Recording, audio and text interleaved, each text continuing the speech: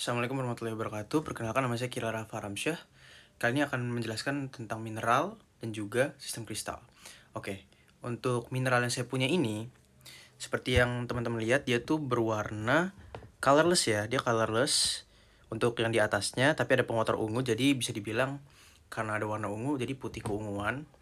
Dan setelah itu untuk ceratnya itu, kalau misalkan saya gosokin ke sini, strike plate, sebenarnya bukan strike plate sih ini, tapi nggak apa-apa.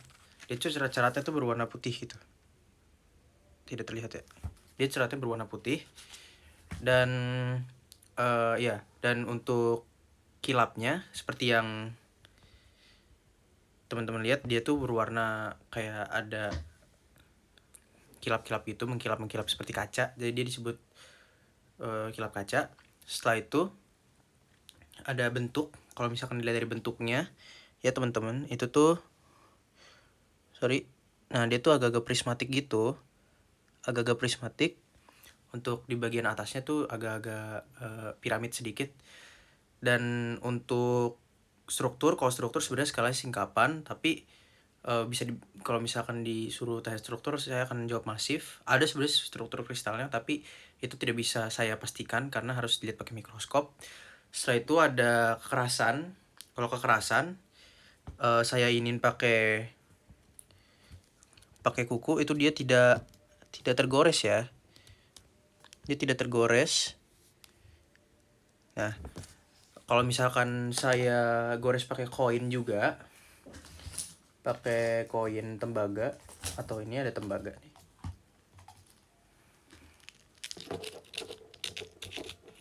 Nah, dia tuh enggak sama juga enggak, ya kan? Kalau misalkan saya pakai kaca, itu dia tuh di posisi sini nih, itu dia beneran enggak kegores juga. Tapi kalau saya gores pakai tungsten, kalau misalkan di meja kalian itu tuh yang kayak pulpen gitu, terus ujungnya tuh agak-agak gede gitu, agak besi banget gitu. Kalau saya giniin pakai tungsten, dia baru terlihat tuh agak kegores gitu. Nah, jadi kalau bisa dibilang dia tuh skala kekerasannya di bawah, ada yang bilang 8,5, ada yang bilang 9, barangkali bisa 7 sampai 8 lah ini untuk skala musnya, untuk kekerasannya. Setelah itu untuk belahan. Kalau belahannya itu bisa dilihat karena ini kayak agak-agak prismatik gitu ya, dan dia agak-agak sempurna gitu. Dia jadinya kalau dari yang saya lihat sih, dia nggak ada belahannya ya. Dia nggak ada belahannya gitu. Kalau yang di atasnya sini, karena dia juga sempurna gitu. Dan iya, nggak ada belahannya. Perfect di sisi-sisinya, nggak ada belahan atau bidang belahnya atau bidang lemahnya gitu. Dan berbeda sama Mika itu dia berlembar-lembar seperti itu, ya kan? Atau mungkin ya belahan yang lainnya, tapi ini nggak ada belahan. Dan selanjutnya itu pecahan. Kalau dari pecahan di sini yang saya lihat nih ada nih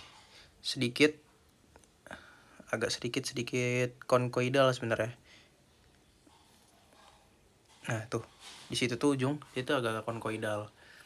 Jadi bisa dibilang pecahannya itu konkoidal. Dan untuk ketembusan cahaya, saya akan ke balik sedikit ininya. Oke, kalau dari ketembusan cahayanya ya, dia itu kalau dilihat di ujungnya aja ya. Nah, dia tuh agak-agak transparan ya. Tapi karena ada pengotor ungunya, dia jatuhnya agak keserap gitu warnanya. Jadinya jatuhnya jadi translucent.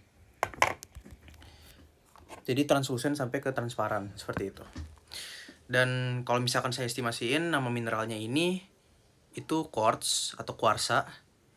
Dan kuarsa ini punya sistem kristal heksagonal ataupun trigonal.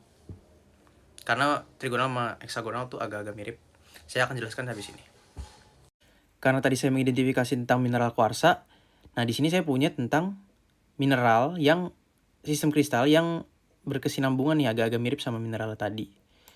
Nah, kalau misalkan saya identifikasi sistem kristal yang ini, kita lihat dari bidang simetri dulu. Nah, bidang simetri ini kalau misalkan saya taruh seperti ini sistem kristalnya, dan kalau misalkan teman-teman lihat ini, garis yang saya kursorin ke bawah, miring ke belakang sono, nembus. Nah, itu bisa kita proyeksiin sebagai, atau kita bayangkan sebagai bidang khayal. Nah, bidang khayal ini bisa membagi menjadi dua. Nah, seperti ini. Bisa membagi bidang ruangnya ini, ruang kristalnya menjadi dua. Nah, itu namanya bidang simetri. Karena ini ada di sudut ini, sudut 1, 2, 3, terus 4, 5, dan 6, ya kan? Saya mau, biar lebih gampang, saya akan di bagian atasnya dulu. Kenampakan atasnya. Nah, kalau misalkan kita taruh di A3, ya kan? A3 atas bawah. Nah, ini garis ini membagi menjadi dua nih. Membagi sistem kristal ini menjadi dua, kiri dan kanan sama. Kiri dan kanan sama-sama.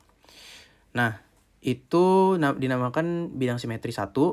Kalau misalkan kita putar A2 juga sama, dan kalau kita putar ke A1 juga sama. Dan kita dapat 3 dari bidang simetri. 3 bidang simetri. Nah, ya.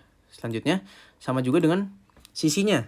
Kalau misalkan kita pasang di sini, ya kan, garis khayal yang menembus ke belakang sana. Nah, ujung-ujungnya bakal sama kan? Kalau misalnya kita pasang garis di sini, kiri sama, kanan juga sama. Nah, itu berarti kita dapat yang keempat, bidang simetri yang keempat, selanjutnya yang kelima, dan selanjutnya lagi yang keenam. Nah, karena kita udah dapat, berarti kita total ini yang bidang simetri tersebut itu tuh udah kita dapat sekitar 6. Dan selanjutnya, kalau misalkan kita putar di bidang diagonal atasnya ini, itu kayaknya nggak bakal bisa ketemu yang sama deh. Ya kan? Tuh. Di belakang beda. Tuh. Dia malah ke atas segitiganya. Tapi kalau misalkan kita seperti biasa nih, berdiri seperti ini, tuh kan sama kan kiri kanan nih. Sumbu C ini kayak membagi menjadi 2. Ya kan? 2 bagian. Ini sumbu C udah dihitung ya. Yang bidang ini tadi. Sorry. Tapi maksud saya adalah yang ini nih, garis ini. Garis A2, kalau misalkan kita lihat sumbu C-nya secara vertikal itu membagi jadi 2. Jadinya bidang simetri yang kedua. Bidang simetri yang ke-7. Oke, paling ada 7 bidang simetri yang saya lihat. Selanjutnya ada rotasi. Rotasi pertama, inverse dulu. Inverse itu kalau misalkan kita lihat seperti ini, nah, dia tuh muncul sudut yang sama ini di bagian lawannya. Nah, berarti dia punya bidang simetri, punya inversi. Selanjutnya ada rotasi. Kalau misalkan kita pusatin tangan kita di sini nih, ya kan, di atas bawah sini, terus kita putar sistem kristalnya. Ini kita mulai dari A1 dulu ya. Ada berapa kali kenampakannya sama? Ini yang tadi 1, ini yang kedua, ini yang ketiga, ini yang keempat nih. Ini A1 seberangnya ya. Ini yang kelima, dan ini yang keenam, dan balik lagi ke sini. Nah, itu dihitung sebagai rotasi 6. Sebagai rotasi 6. Dan kayaknya cuma ada 1 doang kenampakan. 1 pusat doang, 1 penanda. Selanjutnya, kalau misalkan kita ke sini nih, ya kan, kita patokin jari kita di sini, dan kita putar. Nah, saya gak ngeliat sudut. Saya ngeliatnya kayak beda nih. Tapi di sini sudut. Balik lagi ke sini, dan balik lagi ke sudut lagi. Kalau kita pusatin jari kita di sini. Nah, itu tuh karena ada 2 kenampakannya sama nih, berseberangan, itu masuknya ke rotasi 2. Ya kan? Kita nemu 1 rotasi 2. Tadi 1 A6, 1 rotasi 6, dan selanjutnya rotasi 2.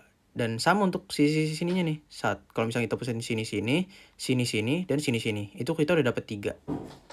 Kita udah dapat 3. Sini, dan juga sini. Itu kita udah dapat 3 rotasi 2. Dan juga kalau misalkan teman-teman notice, di sini juga sama.